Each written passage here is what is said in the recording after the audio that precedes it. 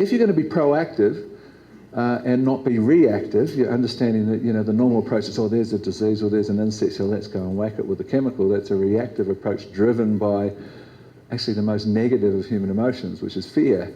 You know, this is the difference between biological versus, philosophically, the difference between the two approaches. There's a journalist who was down on his luck. He lost his wife, lost his house. He's sitting at a park bench, asking the question, why me?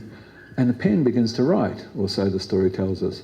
And that journalist's name was a man called Neil Donald Walsh, and his book called Conversations with God is now a publishing phenomenon with tens of millions of sales. And whether or not you believe Neil was corresponding with God, the bottom line is that you can read any of those several volumes, and there's almost no way knowing that you're not going to resonate with this wonderful wisdom that comes from somewhere.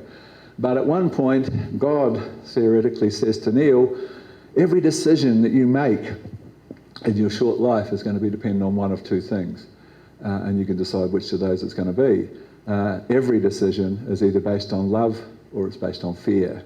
And you think about every decision you've ever made or are about to make, there are no exceptions. It's one of the two things. And that love-fear dichotomy is very much part of how you approach your most important profession and your one single job for many of us in your lifetime. Do you want it driven by fear or do you want it driven by love? It's really the difference between biological and chemical.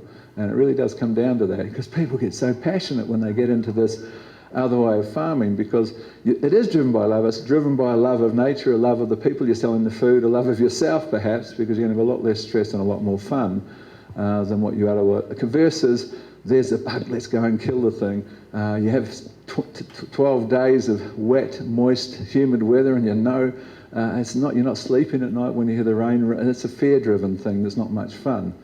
So let's make the choice, the argument is, for the love option.